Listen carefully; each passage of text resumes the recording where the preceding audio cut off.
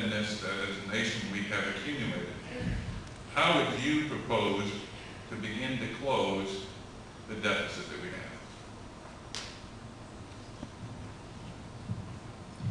Well, the first thing that we need to do is understand the two parts of our annual deficits. Part of it is a structural deficit, which means, as I mentioned before, even if our economy was at full employment or full capacity, we had an unemployment rate of 4 or 5%, we would still be running a federal budget deficit. Now, there are items that we can cut as far as waste. We also have a situation where we're about to come out of this Afghanistan war. And I think we can balance the budget with a combination of tax cuts, tax increases on the high income folks. People making over, in my plan, it's individuals making over $150,000 a year, and on families making over $300,000 a year. And we can also cut spending. Obviously, if we have another war, that could throw us back into a deficit.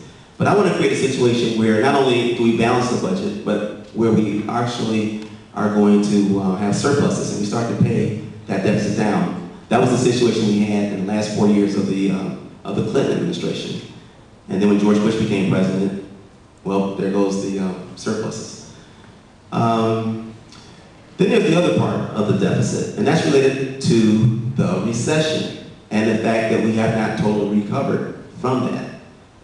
That's only going to be resolved by us growing the economy.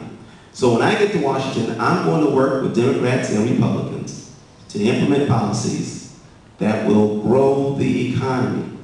We're going to provide tax cuts for people making for individuals making under $150,000 a year, and for business and for married couples making under $300,000. And we're going to provide for tax incentives, huge tax incentives that reduce marginal costs for businesses so that they will grow jobs. It is the creation of jobs and getting us back to capacity that will resolve most of our budget deficits. Thank you.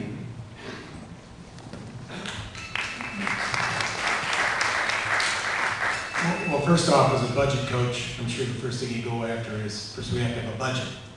And as a prosecutor, I've had a budget for the last 24 years, and I've always come in under the budget.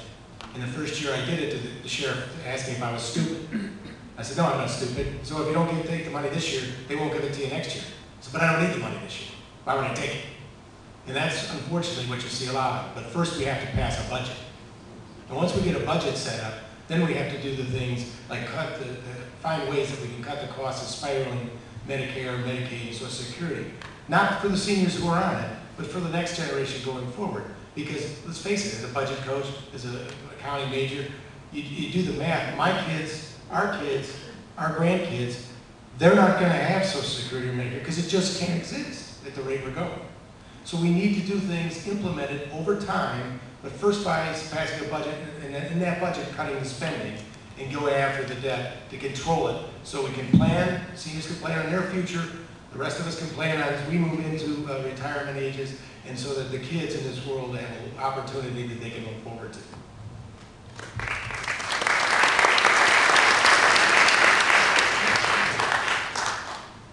Well, my question has to do with abortion. I'd like to know what each of you feel about if abortion should be legal, and what you feel about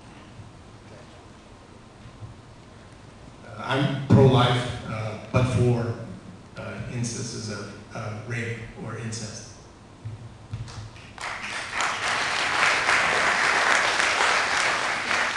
My favorite question. I am pro-life and pro-choice.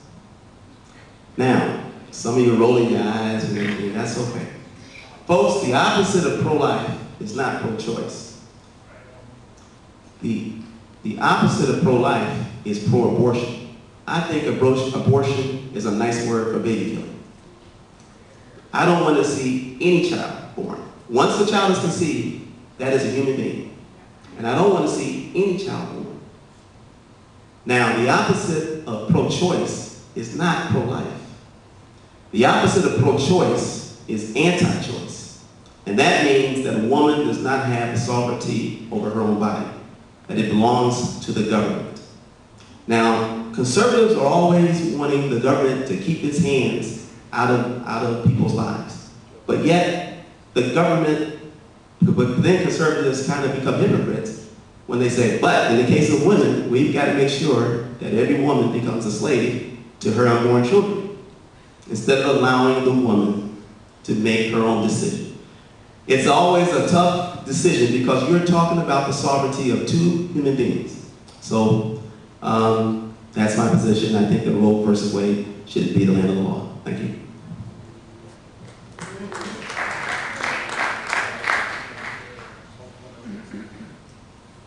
Hello, I have a question regarding growth, job growth. Both of you mentioned it during your presentations. And my question is this, that if you will all remember that when President Reagan was in office, particularly late in his term, a lot of the regulations were reduced, and he was very much an advocate of business growth. When Bill Clinton came in his first 2 years before the midterm elections, he was much more, had much more of a regulatory attitude, but perhaps those midterm elections changed his mind. We were very fortunate in that at that time, a lot of technology was growing. We were really benefiting to a large extent as a nation, as well as Bill Clinton.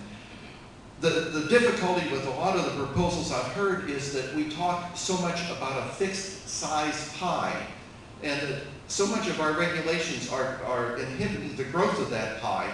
If we're to take only from the rich, the 1%, in our hopes of funding the government, our ability to control our annual deficit as well as a cumulative deficit would be greatly inhibited. I'd like to know specifically what programs or what measures you would take, each candidate, to ensure that our growth goes back to those better times when, at the end of Reagan's term and midway and on in Bill Clinton's term. Thank you. Thank you for the question. First of all, I want to correct the statement that the gentleman made. The fact of the matter is that Bill Clinton was always a centrist.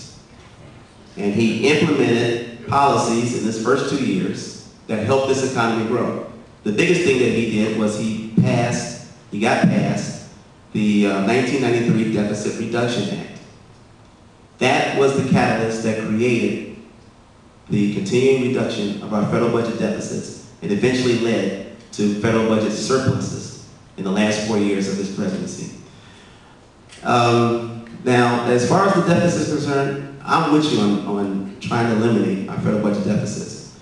Deficits are problems in this situation. When we're up near capacity, when the federal government has deficits, it has to go out and borrow money. And in the process, it crowds out others who might want those funds, other institutions. Those institutions include individuals who would like to go out and buy more homes and cars, take their families on vacations, and send kids to college. But more importantly, it crowds out businesses that would like to invest more in plant equipment, research and development, technology, and employee training. And these are the types of investments that make our economy more efficient and more effective. So that's what we need to do in normal times when we are near capacity. But right now, folks, these are not normal times. We are way below capacity. That's why we've had 4 years of federal budget deficits in excess of $1 trillion, yet interest rates are at an all-time low because there is no crowding out of that. And so that's why when I get to Congress, what I want to do, again, I want the federal government to borrow more money and use that money to give tax cuts on the first $150,000 of income for individuals and the first $300,000 of income for families. Thank you.